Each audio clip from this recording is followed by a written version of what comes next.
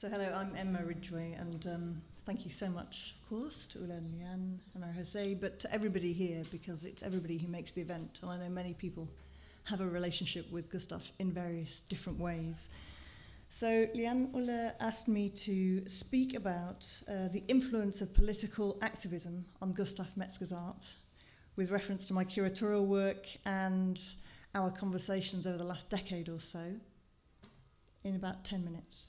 So it's a really big subject. So I'm going to be quite simple about it, if you don't mind, and I suppose quite conversational to a point in terms of how I learned to understand Gustav's work. So when I asked quite a number of years ago, Gustav, what's the link between his activism and his art, I was really keen to understand, because I think in moments in the 60s, experiences are forged from their moment, that then looking back on them several decades later, as a different generation, things get conflated together. So when I asked Gustav about the link between his activism and his art, he very firmly replied, well, I was an activist before I was an artist, which was a very striking statement. So as even within ourselves, the influence of one activity within our life, how that influences other activities within our life isn't fully knowable, because we're not able to fully know ourselves, partly because we're socially constituted and various other complications. There's aspects of that statement that I'll draw out, and it's been brilliant to hear so much today, because there's loads of facts I don't need to include. So Gustav was an activist before he was an artist. So when did he become an artist to his mind? So there is a moment in his account of things, which is that in 1944, that was the year he decided to become a professional artist rather than a full-time revolutionary. And that's whilst he was living in a commune in Bristol. And the following year, he reunited with his brother Max Mandel, and they lived in 1945 in Cambridge for a while. They studied life drawing and enjoyed sculpture in their spare time. And then in that summer, they moved to London to study painting with David Bomberg, as we've heard. And that's also the close of World War II. So Gustav was 19 when he decided to become an artist. So that doesn't give us too much time for the before moment of being an activist, in the way one thinks about people's lives at the moment. And his account was, he's got accounts of politicising experiences, some of which the biography frame of reference for Gustav obviously tells us a lot about that, but also when he's talking to me and many others, he has some really evocative memories. He has accounts of one very vivid one, to my mind, is being in a sleeping bag at night on a cold concrete floor with other young men, but he was much younger. And that was in Leeds when he was in a furniture factory working and having these in-depth conversations with somebody a bit older than him who was very interested also in understanding the world and making sense of what's happening. And then this person started giving him essentially propaganda leaflets of Trotskyism and ideas around communism. So that currency of pamphleteering and ideas was very appealing to Gustav, which is why it's so vivid in his mind. And that, if you look at the dates, was when he was about 15 years old, having only come to England a few years earlier, aged around 12. So Gustav interestingly claims with that statement, I was an activist before I was an artist, that he's an activist before he's an adult, actually, as a young person. And it's really worth remembering that these moments of forging who he is, the person we are exploring and celebrated and influenced by today, this is all happening in these intensive moments while the Holocaust is actually taking place. So he transforms the real horror of his experience into a rallying call for a better world through lots of different things that he does. And I was sort of thinking through this, the idea of an influence of political activism on art. And importantly, both political activism and becoming an artist are both highly assertive acts, and they're self-nominated titles, both of them. They're both activities that locate a person within a wider self-made community of like-minded people. And both activities also grant an individual a public voice. They also grant you a role of being part of an ongoing conversation across time. And political activism is part of democratic life over decades and centuries, and art is part of ongoing story of multiple art histories, as we've talked about with the museums conversation and how that exists, and how complex that becomes. So how has activism influences art? The moment that's taken as a key milestone, of course, has been talked about many times, is that first public manifestation with the Manifesto of Autodestructive Art in 1959. It was good that the question before came up around the value of representing work in museums and different spaces. The work that I've done with Gustav, we've had lots of conversations and interviews, but also read-made work. In this context was the Experiment Marathon at the Serpentine Gallery as part of the curatorial team there on the first number of marathon events, which were platform-like events, really, where multiple people who were all doing really fascinating things contemporaneously and pioneering ideas would be given short slots of time, so about 15 minutes each. And with Gustav, what he and I worked up was that he would do a lecture demonstration. So my role in this whole program was to kind of work with people on their ideas and work out how they could physically demonstrate somehow their ideas. Gustav, of course, had been doing this for a long time. So it's actually on YouTube now, the video of this, and we remade the chaotic metal rods, which are very specific in how he requested those to be made. There's 2 different sizes, they get bent at a certain angle, and they're pieced together. You've seen today earlier photographs as well of those kind of in the background of his working. So when he lifts up the rods and moves them around after introducing the audience to autodestructive art, he's really concentrated on the kind of the sound they make, as well as the sensation and what's happening visually, and that whole very present way of looking at things, which has been talked about before. And he talks about the individual manipulating of objects is art. And before, when the music performance was on, actually, it gave me a new thought, because I was thinking about Gustav's idea of art being just the manipulation of objects. And I was thinking, watching the performance, well, musical instruments really are just tools for manipulating air in that same mode. So autodestructive art employs methods of political activism. So the idea of civil disobedience could be interpreted as artistic disobedience and direct action, and calls to action come through his work a lot in order specifically to provoke change, and particularly in the face of established structures of power that are of course necessarily vulnerable to abuses of power.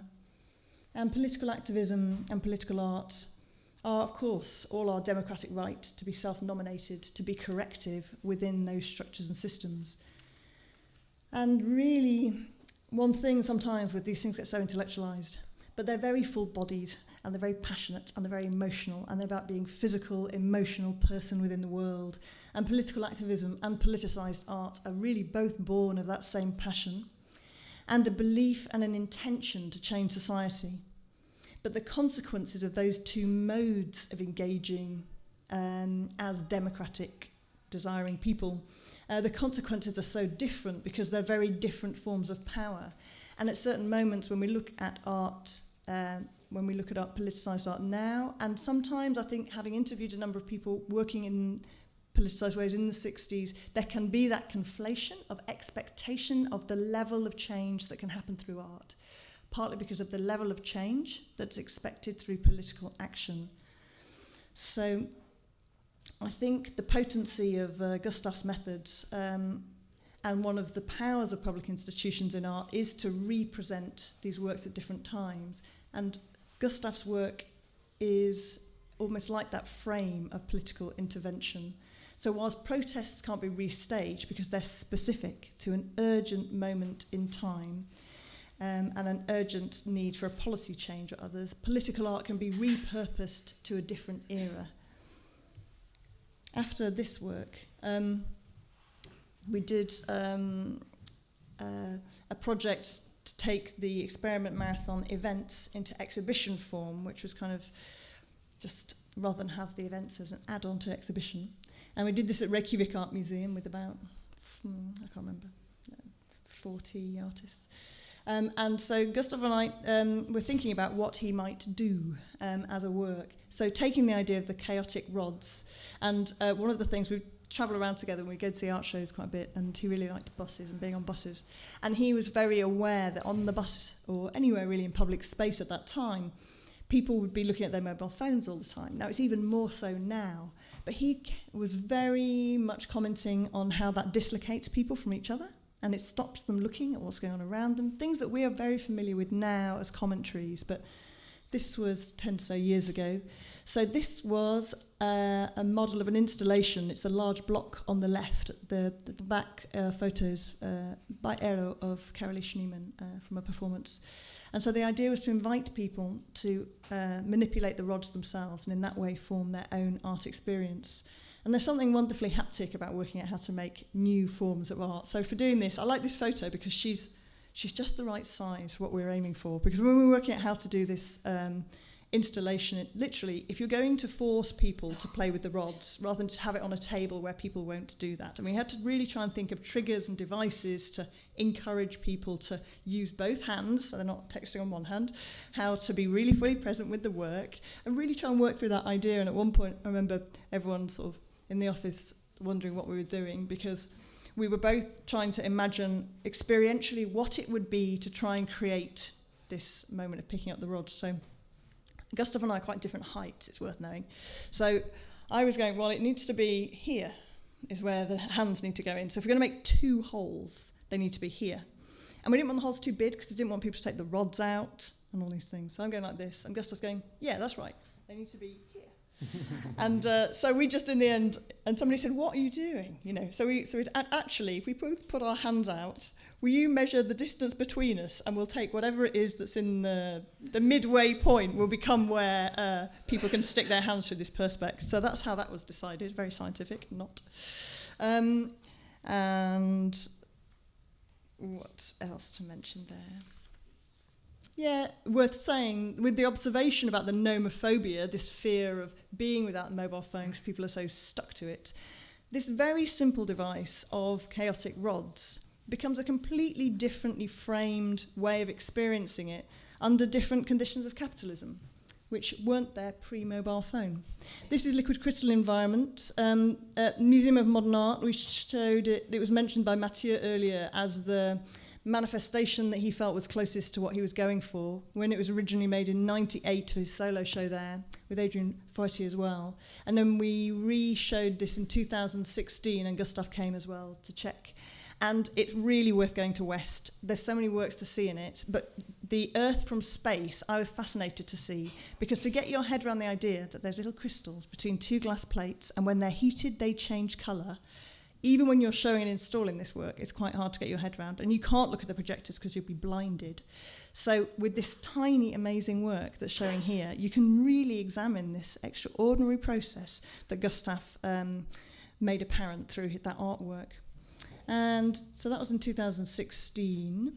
In 2017, there was a more experimental exhibition that we did called Future Knowledge, and it had a number of different ways of engaging with ideas, and it was a re-showing as well of mass media today and yesterday, which includes a large stack of papers, and also people are invited to pin things up on the wall. And you get a very present sense of people, and also a very strong sense of other visitors are present in the space, so you see each other, you know, in terms of what you're interacting with. So again, this idea, as with coalitions of people or people protesting, this idea that people come together as strangers but around a different act. So Gustav and I did a number of interviews, and at one point I was asking him specifically around the politicised nature of art, but also because there's a lot of art made where the politicised aspect is almost an aesthetic, or political chic as I'd call it. And this was kind of his advice to artists, or to young artists. So particularly that art, I believe, needs to sink into the centre of a human being and come up, and that will be hope. And the art will be hope. And so some of the interviews that we did were very centred on energy and hope and that aspect of why do all these protests is because actually there's a larger form of being in the world that one has to recall because there's so much dragging our attention away from it, but to sink into actually what it is to just be alive as a human in the present moment was what he was often trying to invite us to do.